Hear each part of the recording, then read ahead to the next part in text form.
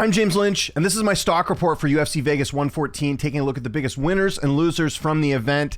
And this was an easy one. Biggest stock riser easily on this card is Kevin VJOS, getting it done over Josh Emmett in the main event, getting the first round finish in this one. I mean, you really can't say anything else other than this was just pure domination from VJOS. And I like the fact that he took advantage of this opportunity. This was a main event, a lot of eyeballs on this card, taking on a guy in Josh Emmett who's been at the top before. I know he's a big favorite, but this is what you got to do when you're a minus 550 favorite. You got to go out there and finish in the first round. So he obviously did that. Really big win here for VJOS, who is now sort of entered in that contender spot by beating Emmett the way he did. Remember, Yusuf Salal is coming off the big win over Emmett too, a finish. Look where he's at. He's getting the Aljamain Sterling fight. That is what is ahead for VJOS. And the best part is he's so young. He's 24 years old. So this could be, maybe one of the dark horses in the weight class as far as, I don't think he's a dark horse anymore, but he could be someone that is certainly, we got to keep an eye on in the division as far as, his progression and everything else. I'm just looking at the rankings right now, what fight would kind of make sense for him at this point. Because again,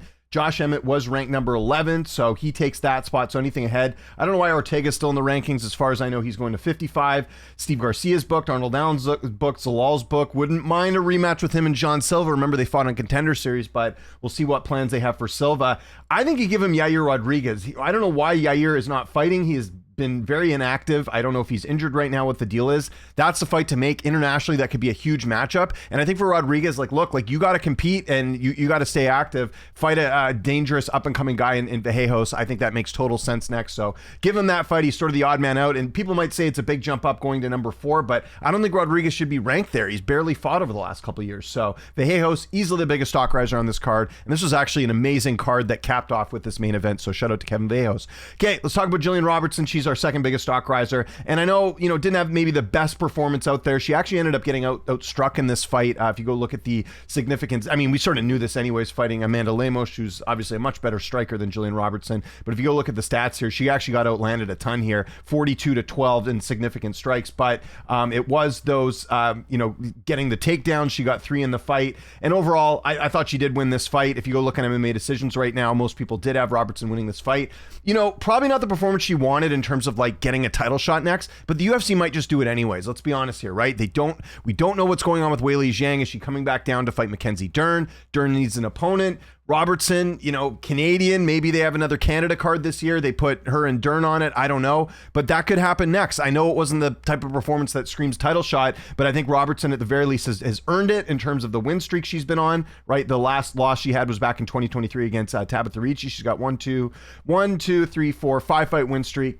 That's probably going to do it. She just took out a former title challenger. I think that's probably what the UFC is going to do next, especially in this Paramount era. Obviously, for obvious reasons, Jillian Robertson, Mackenzie Dern is very marketable, so I'm sure they could. I'm sure that's what'll be next as we sort of wait to see what's going on with Weili Zhang. But yes, Jillian Robertson. And again, this is more of a context pick, right? The odds going in were fairly close. Robertson gets the win. That's all she really needed to do.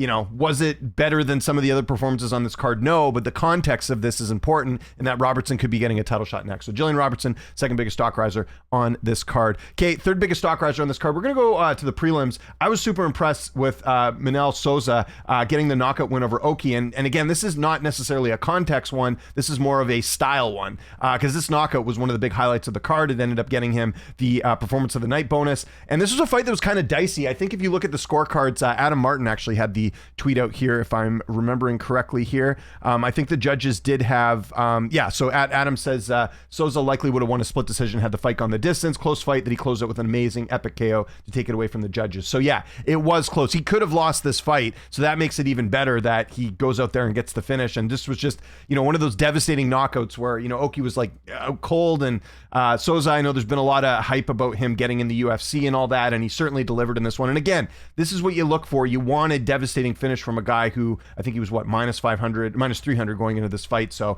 Soza, again, I always look back, what do you look back on when you're looking at these cards? You look at big finishes, big move up in the rankings, that type of thing. So Soza, third biggest stock riser. Okay, got a couple honorable mentions here. There's a lot of good performances on this card, so not trying to take anything away from anyone else. We got to talk about Kutalaba getting the win over C. he lives to see another day as a plus 235 underdog, and his back was against the wall a bit in this one, if I remember correctly. I believe he was coming off the loss to Modestas from last year, so it had been a while. He really needed this win. You don't want 2 straight losses, especially going the distance again. So getting the finish here, big win for Cutelaba. He gets an honorable mention. Got to mention Charles Johnson. Bruno Silva's a dangerous guy. He can knock you out. He can certainly do a lot of things. Charles Johnson was coming off a knockout loss himself. He needed this win. Again, the one sort of ace card that Johnson has is that he has that win over Joshua Van.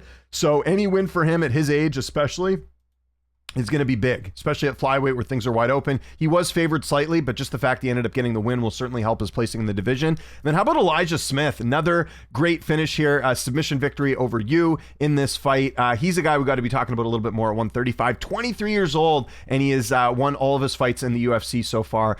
They got to book this guy more often, because when was the fight previously? The Kazama fight was back in August. What's the UFC doing? Strike while the iron's hot and get this guy booked. Elijah Smith, must see TV. He gets an honorable mention here as well. Okay, let's go to our stock droppers. Again, the thumbnail gave it away, but there's a lot of different ways you could have gone with this one, but I'm going to go with one of the biggest betting favorites on this card losing, and that is C. He was a minus 295 betting favorite on this card, a moderate favorite, and this is another fight where he was supposed to win and he comes up short. Remember Alonzo Menafield, same thing. I think he was like a minus 800 favorite in that fight, so he ends up losing, and it's just the fact too he gets finished in the first round. So C, again, coming into the UFC, a lot of hype here. He was undefeated, and then he loses to Menafield, and now he loses to Cutelaba. And, he's not exactly like super young either. So at 30, this is kind of what you're getting. You're getting a guy that really has not lived up to his potential. I think C has got to be the biggest stock dropper, just in the fact that, like, again, he's, from France. They go to Paris all the time. He was probably a guy the UFC was thinking of using for international cards, and they still can, but he's also lost 2 of his last 3, and this to me was a winnable fight. C, in my opinion, biggest stock dropper on this card. Okay, second biggest stock dropper is Josh Emmett. I don't know how much stock he had going in, coming off a couple stoppage losses, but at 41, this has got to be the end of the road here for Josh Emmett. He's now been finishing back-to-back fights in the very first round. This one more brutal than the Zalal one, the fact it was a TKO finish. And am I wrong here? Was that fight a little bit of a late stoppage from Herb Dean?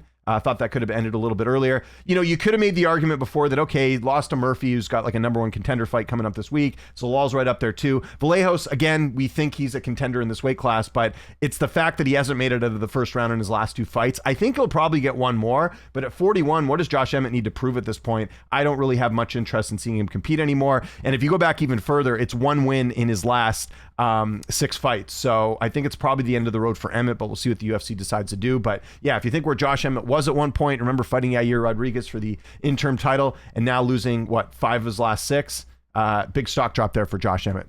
Okay, other big stock dropper on this card. And listen, I'll give him credit because I thought he did better than people thought. Andre Fili, he was a fairly big underdog going into this one. Jose Delgado, I'll be honest, I didn't put him on this list, but he did not look like a minus 460 favorite in this fight. He gets the win. I thought it was a good win, but, again, nothing to like really, kind of shake up the division. But the big thing here is Fili. He's 35 now. He's going to be 36 in June, and he's now lost, he had the Christian Rodriguez win, which gave him a bit of life, but now he's lost, he's basically alternated wins and losses in his last couple fights. This was a tough setback for him because it's like, had he beat Delgado, then we could start talking about him kind of making another run at his older age, but that's not going to happen with this loss. Tough loss there for Andre Fili. And a quick honorable mention as far as a stock dropper on this card. Brad Tavares, I believe, was favored against Eric Anders.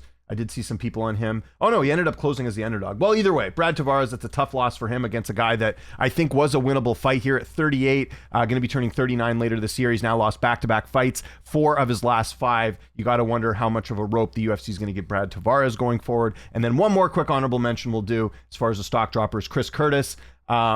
Just got completely dominated in this fight. He tried changing weight classes, thought that might give some new life here with him getting the win over Max Griffin, but he's now lost 3 of his last 4. He'll stick around, but another guy that's getting a bit older here, he'll be 39 in July, so kind of keep that in mind. So let me know in the comments your biggest stock risers, your biggest stock droppers. I'll give me your top 3 and tell me why you're picking them. Again, this is all just my own criteria. There's no right or wrong answers here. Let me know your 3 biggest stock risers, 3 biggest stock droppers. Would love to hear from you. Follow me on Twitter, TikTok, Instagram, @Lynch on Sports. My name is James Lynch. Thanks so much for watching, and I'll see you next time.